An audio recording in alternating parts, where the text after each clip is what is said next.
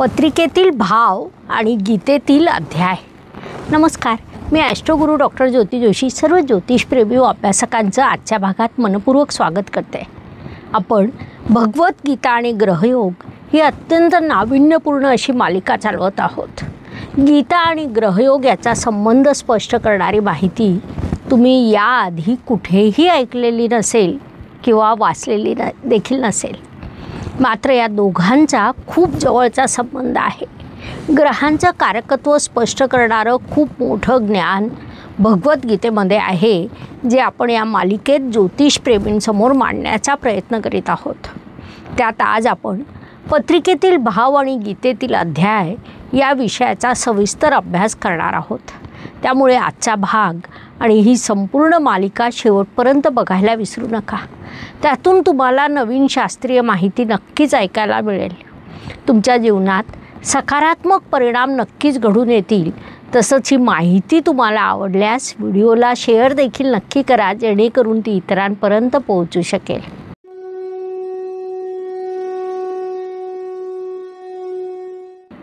भगवद्गीता आपण जेव्हा जेव्हा वाचतो तेव्हा ती आपल्याला नव्याने उमगते. अर्थात जेव्हा जेव्हा आपण गीता वाचायला घेतो तेव्हा त्यातील नवनवीन गोष्टी आपल्यासमोर येत राहतात. गीतेतील प्रत्येक श्लोक, प्रत्येक वाक्य आपल्याला वेगळं काहीतरी सांगत असतं. त्याच पद्धतीने एक दिवस अभ्यास करत असताना अचानक वेगळं काहीतरी उमगलं. त्यात मला ज्योतिषीय सूत्र सापडायला लागले. मग मला प्रश्न पडला की भगवद्गीता ही जगातील सर्व प्रश्नांची उत्तरं देते.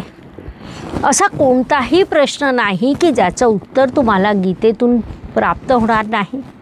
आश्चर्यकारकरित्या सदा सर्वकालीन प्रश्नांची, म्हणजे इतिहासातील असतील, 5000 वर्षापूर्वींची असतील, वर्तमान काळातील असतील किंवा भविष्य काळातील असतील, या सर्वांची उत्तरं आश्चर्यकारकरित्या भगवद्गीतेत सापडतात.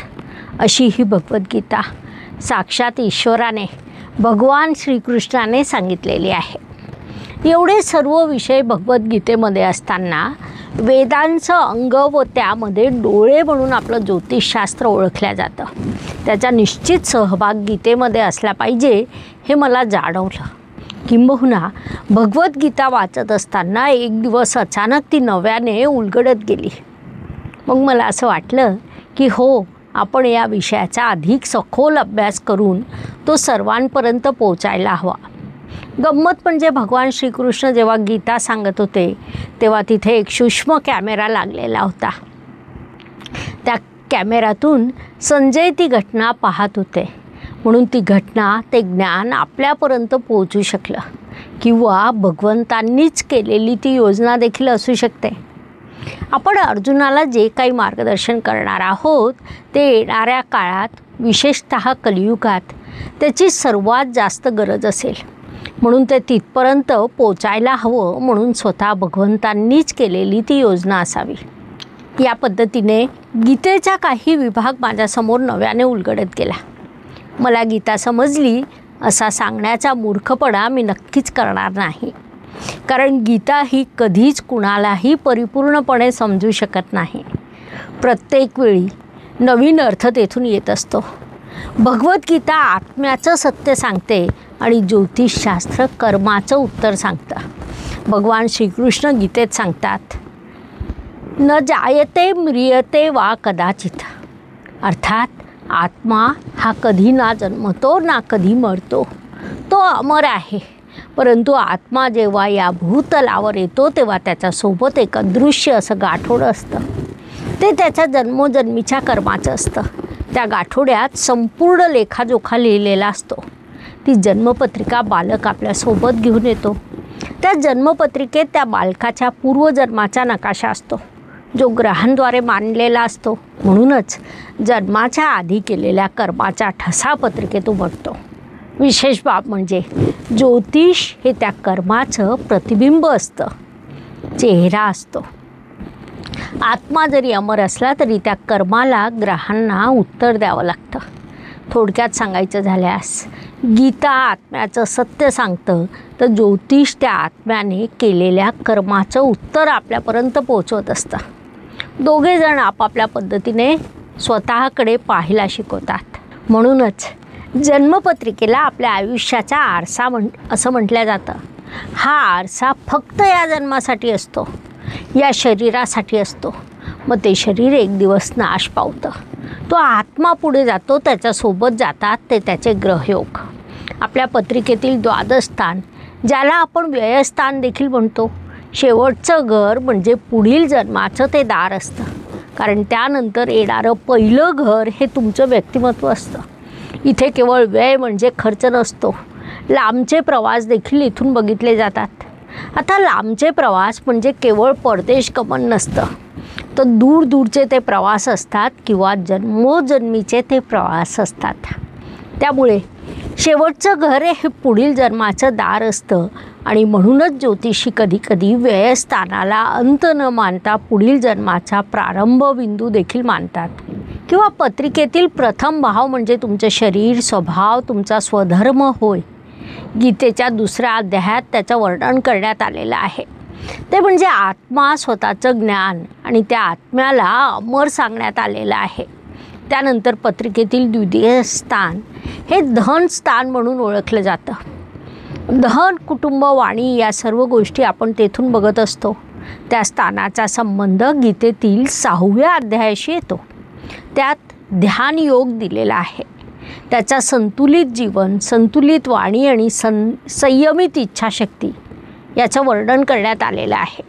यानंतर पत्रिकेतील तृतीय स्थान हे परिश्रमाचं स्थान असतं.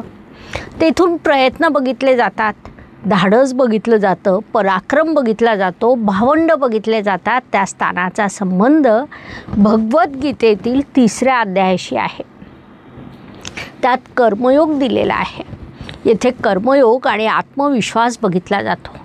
यानंतर पत्रिकेतील 4थ स्थानावरून मुख्यतः वास्तू, वाहन, मातृसौख्य, सुखशांती या गोष्टी बघितल्या जातात. या स्थानाचा संबंध गीतेतील 5व्या अध्यायाशी आहे. हा अध्याय संन्यास योग दर्शवतो, जिथे चित्तशुद्धी आणि अंतरंगाची निर्मळता दिसून येते, जी निर्मळता आईच्या प्रेमात असते. यानंतर पत्रिकेतील 5म स्थानावरून शिक्षण, संतती, प्रणय, पूर्वकर्माची फळं, परंपरा, विद्या, ज्ञान अशा सर्व गोष्टी बघितल्या जातात. या स्थानाचा संबंध भगवद्गीतेतील 4थ्या अध्यायाशी आहे. 4था अध्याय ज्ञान, कर्म आणि संन्यास दाखवतो. भौतिक आयुष्य संपूर्णपणे जगून तटस्थपणे स्वीकारायचा वानप्रस्थाश्रम देखील तेथून आपल्याला दिसतो.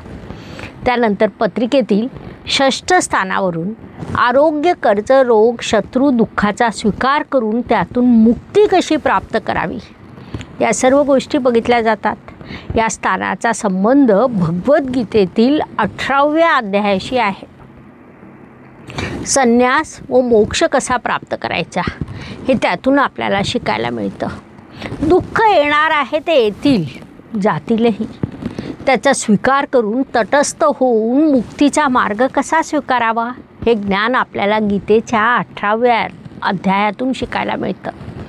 यानंतर पत्रिकेतील 7म स्थान हे वैवाहिक जोडीदाराचं स्थान असतं. जोडीदार, समाज, व्यवहार या गोष्टी आपण त्या स्थानावरून बघत असतो.